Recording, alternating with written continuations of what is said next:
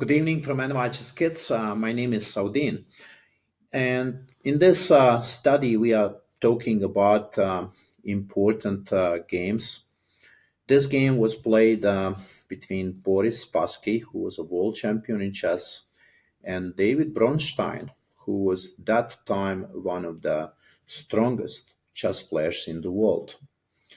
Now, what happened in the game is Boris Spassky played a move 96 that was really like unbelievable, and we'll see if that move was accurate or not. But it is very important to see how the attack continued, and we'll talk about defense as well. So look, King's Gambit opening, and here black captured, right, on f4.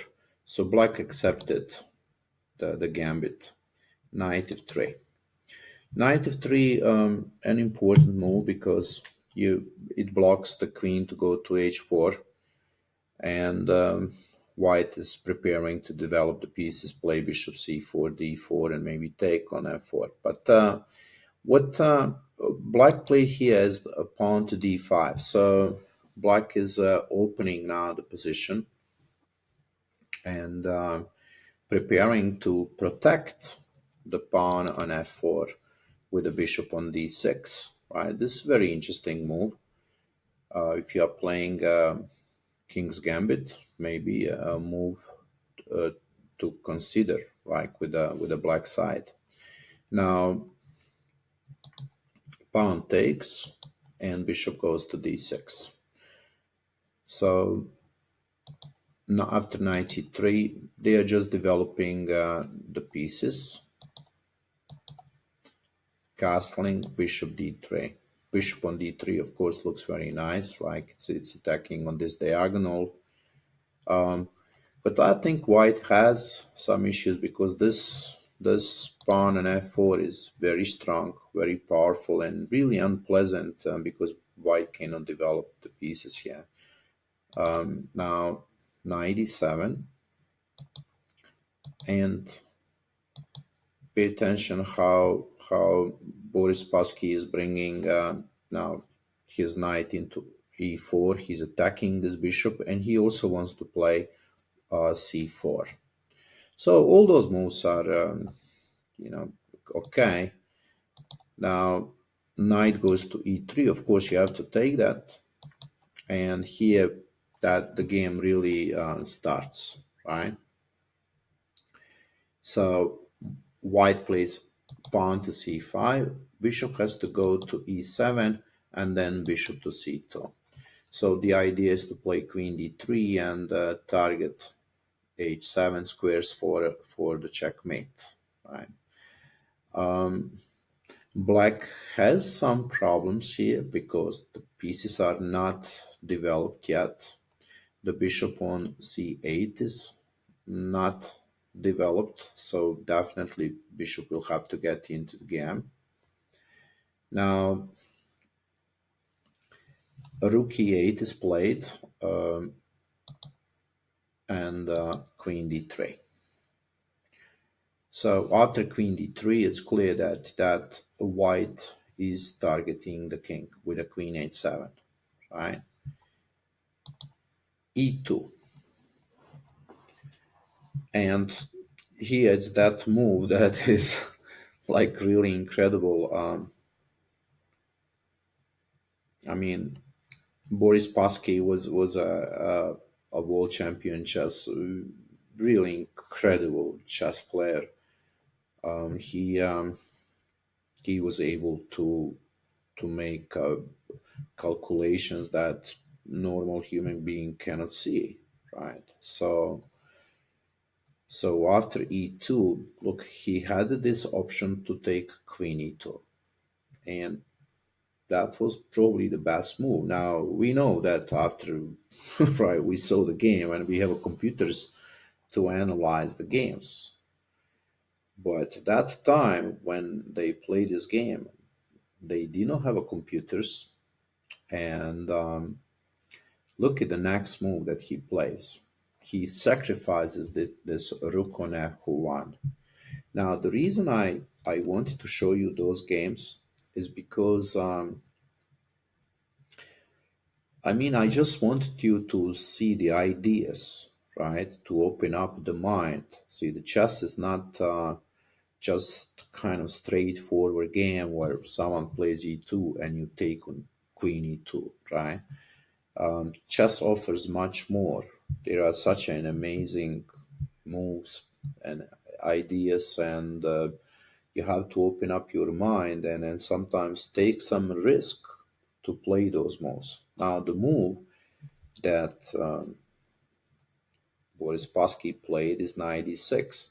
Now, you may notice in those analyses that the computer is giving two question marks. That means the move is bad.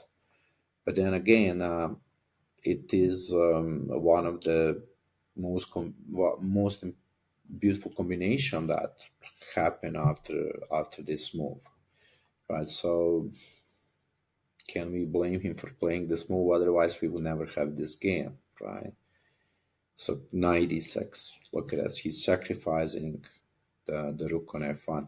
I'm wondering, how much time he spent in this position. Did he just play this, let's say, after 5 or 10 minutes of calculating, or did he maybe, calculate this for half an hour? I don't know. I'm not sure. But look at the move, 96. So of course the idea is to play queen h7, but also he's targeting the pawn on f7. Now let's first see the moves. The black, David Bronstein was probably quite surprised with this move. He could take on f1 first, right, and take also the knight on d6, right, but he probably didn't want to to give a chance. Maybe he thought that Spassky saw everything and that's going to lead into a checkmate.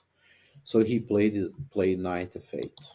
That's the move that he played. It looks like a secure move, preventing queen h7. Now again, look, Spassky just goes for this knight f7. Look at that move, attacking the queen.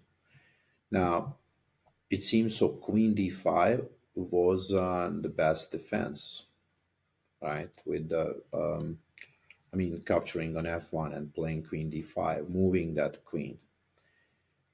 Of course, taking on f7 is not an option because this discovered attack here, right, is going to probably lead into big troubles for black.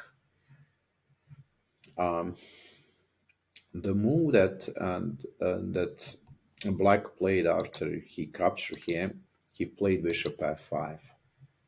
Right, it seems so. Queen d5 was a better move, better defense, but bishop f5, and it is some kind of counter attack on the queen. So probably David thought that after queen f5, queen d7, he's trying to neutralize this attack. Now black is still up with material, but the attack is strong on the king side. So white plays queen f4, protecting that knight on f7.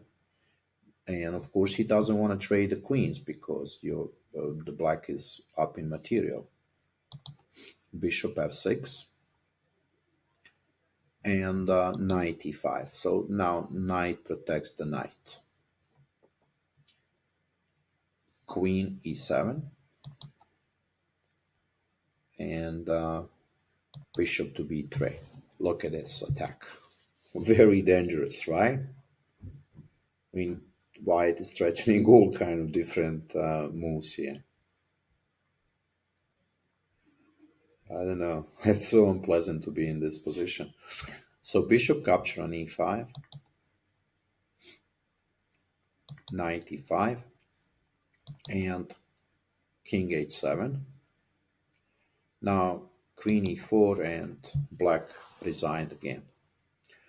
Now the reason black resigned the game is because after king h8, there's this move rook f8 check, and then knight g6 wins the queen, right? And not only that you win the queen, but there's a checkmate here with a double checkmate.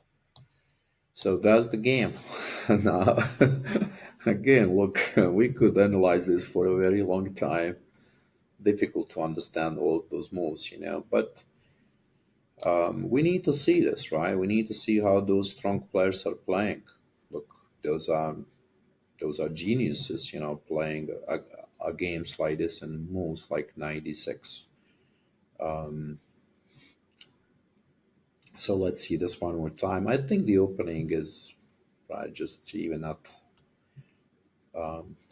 so important here. Of course, you can see if you are playing f4, you can see those ideas here. But I think for us, the most important is to see this position after e2 and this move knight d6. Right now, computer is clearly saying now that knight d6 is a blunder, and the reason is that actually after e takes on f1 and rook takes on f1, bishop can take on d6. You must take with a bishop, you cannot take with a pawn, right? Because the checkmate. And now after queen h7, king can go to f8. So pawn takes, still threatening the checkmate. Pawn takes, and after queen queen h8 or what else? Let's say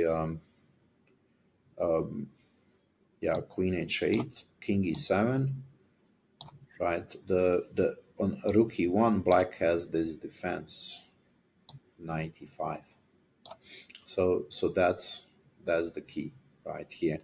There's a defense. Now, of course, you can take on g7, and this was kind of better defense for black than the one that he chose. So bishop e6, and black develops the pieces. Now, of course, we can take on e5, and the attack is still happening, but black stopped the most important attack here. It's not leading into the checkmate. So this was better. But look, this is a computer analysis, right? The computer found this defense. If you are facing a game like that in a regular game, it is so difficult to find moves like this.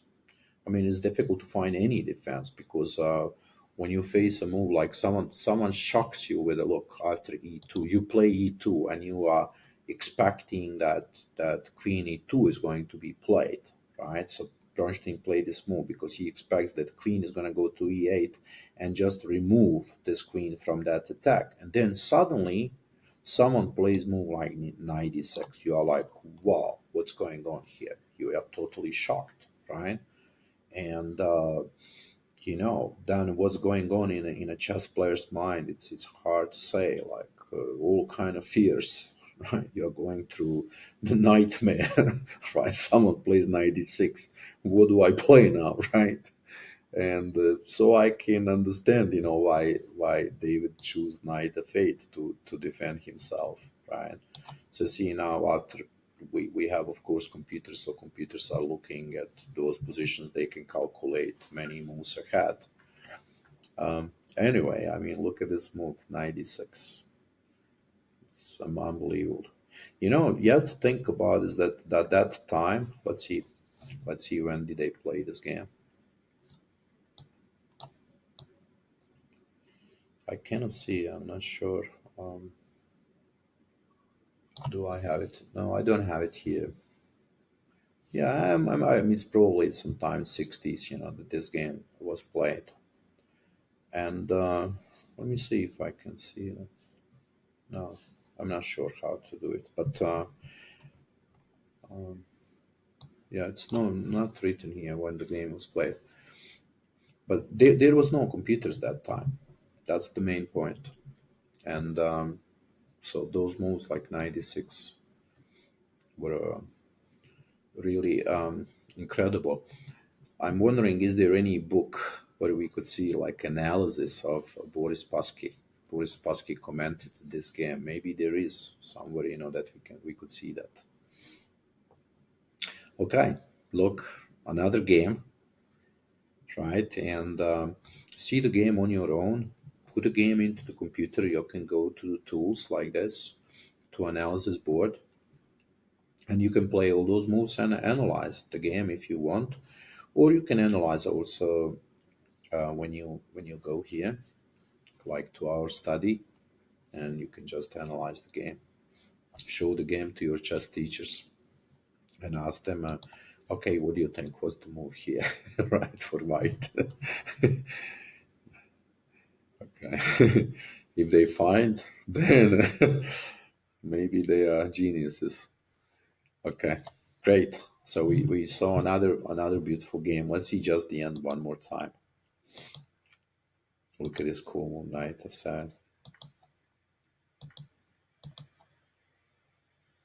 Bishop f5.